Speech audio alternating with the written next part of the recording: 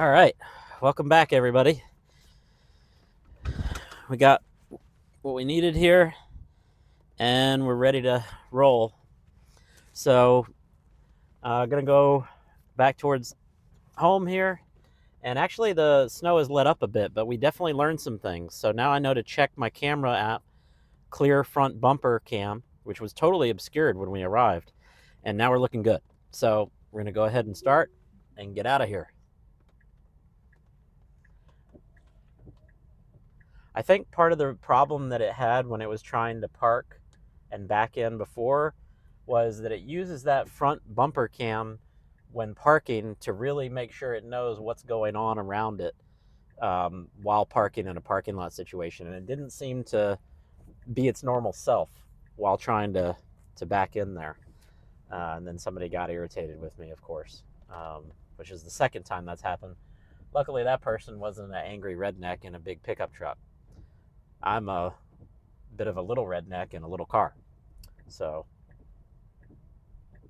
I believe in choosing peace today. All right, now this is a tricky left here. We've got a bus over here. We've got people turning in over here. This can be a very tricky left. Right now, not too complicated, but let's see. Now it's going to account for the bus. Somebody peeking out. What's it think about that? Going to go right by. All right.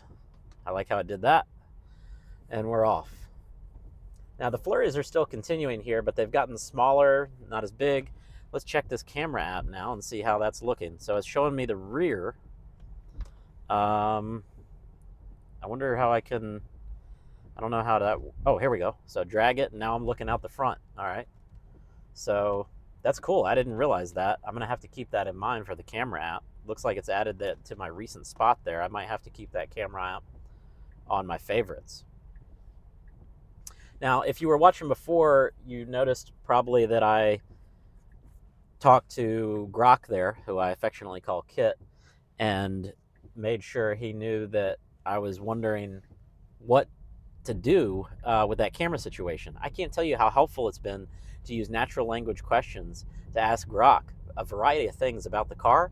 There has not been one instance yet where it told me something wrong or where it didn't understand what I was asking. Every single question, and I've asked some pretty convoluted questions, but it seems to nail it every time. So that is a glimpse into the future of what we're getting ready to do with all devices. I mean, I get so frustrated with two things, Alexa and Siri, because honestly, how can they be so unhelpful and just, I'll be polite, generally dumb in their responses at this point? It feels like we're operating in different dimensions with these products. I asked Alexa the most simple math question, but it just didn't involve numbers. It was a little bit more like of a word problem, say, for example, something that it should have definitely been able to reason out, and Gemini or Grok or even ChatGPT, although that's a little more sketchy, probably would have nailed it. And certainly Gemini and Grok would have. And basically Alexa was like, sorry, don't know what you're talking about. I'm like, are you freaking kidding me? In 2026 with these kinds of competitors, I don't know what the hell Amazon's doing, but they better get with the program. Now, I did, if anybody doesn't know, Apple did sign a deal to pay Google like, I don't know, $1 billion or $2 billion a year to license and use Gemini within its product to power Siri. Damn good thing they figured that one out, because they were going to get left in the dust by these tools if they didn't get Gemini in there. Now, it kind of goes both ways. It all comes full circle, because previously Google was paying Apple $1 billion a year to put Chrome on iPhones. So they're just trading dollars back and forth now. It's kind of interesting. All right, now we're getting the FSD might be degraded notification again. You can see our front still looks really good. Let's see, in the back, we got a little bit of drippiness over the back now from the water kicking up in the back. My guess is that's what it's referring to. Front's still looking really nice. This is pretty cool. I've actually never looked at that while driving. Definitely helpful for this type of shoot, though, where we're trying to really see what the cameras are seeing and see what they're mapping here, too, at the same time. So overall, it's doing a really good job. Automatic windshield wiper is doing a great job, and everything's flowing nicely.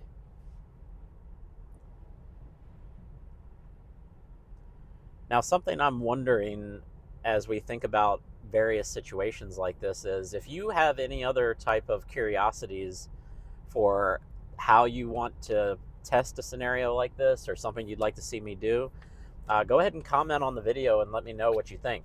Part of the reason I'm doing these videos is for bringing everybody along with me and with others as passengers on this journey together. In fact, I decided to name the podcast version of these videos Passengers for that very reason. And what I'm hoping is that by putting this information out there and making it approachable for people, they will feel more comfortable with trying this out for themselves.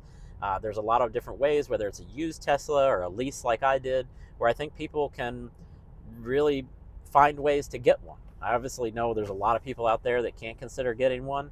I hope the cost continues to come down so that this technology can benefit more people. I think the number one way that it'll benefit more people sooner is with Cybercabs, because when you cut the cost per mile by like 5x, which Cybercabs are going to do, all of a sudden, instead of having to pay $30 for an Uber across town, maybe now you're spending, I don't know, $8-9 on an Uber. That changes the game. Not an Uber, but $8 or $9 for a Cybercab, a robotaxi through the Tesla network. That's a game changer.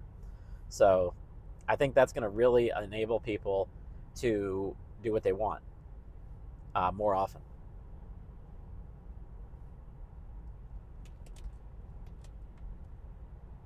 So let's talk about Cybercabs. Cybercabs are going to change the landscape not only of public transportation, but what happens when you're able to buy a Cybercab for yourself at home? I think they're going to be very common purchases for families because they're only going to cost $30,000 at full production, which is less than the cost of any Tesla that's available now. Now, it's only a two-seater, but it's got great trunk space, and most rides these days for people, families and things like that, are one or two people if you take the driver out of the equation. So I think that you're going to see families buying Cybercabs to use as the family transport vehicle for taking kids to things and running them back and forth, running errands. Just have the Cybercab take you there and back. I think it'll be super common, and that'll really open up opportunities for people to spend their time differently. I think that'll also be the case. Families in the future, maybe this is a 2027, 28 thing is my guess, but you can see how well this clip ages. I think families in the future are going to really get a lot of value out of buying their own Optimus robot from Tesla. So what's an Optimus robot? It's a humanoid robot. For any of you who don't know, they're starting production on Gen 3 ones that are going to be incredible. People that have seen the Gen 3 Optimus robots have said that they're just going to be absolutely mind-blowing for what they do. I mean, as much as this car is blowing people's minds that actually experience it because they don't know what Teslas are now capable of, imagine having your mind blown by what a humanoid robot can do right around you, when it can interact with you just like Grok has done inside the car through natural language, and it can perceive the world and interact with the world much like this robot can do. It's going to be incredible. So I think you're going to see a lot of usage of humanoid robots like the Optimus around home, when they can start demonstrating that they can give you back a ton of your time. When the robot can do, even 80% of all the cleaning, maybe it can do 90% of all the laundry, maybe it can do 80 to 90% of all the other chores, putting out the trash outside, and maybe it doesn't work outside the house, but maybe it can, set the trash out, and do so many other little things around the house that would be helpful. I think there's going to be a lot of families interested in that. And still going pretty cautiously through here. Roads look great, just wet. Obviously, the burst of snow is over now, so looks like the cameras are just looking wet. Now you can see that rear camera is still kicked up and is a bit degraded, but still okay. And overall, I've been very pleased with this ride and how the car performed. I learned something new, which is the reason I went out in the first place, which is how to use my camera view app and clean it with the wiper fluid. So that's interesting. I assume it's the same reservoir for the windshield wiper fluid as to the wiper fluid on the front bumper camera. Really smart that they put that on there right like that, and it can just clean that off like that. All right, there's that truck coming around the corner. It saw that, and here we go.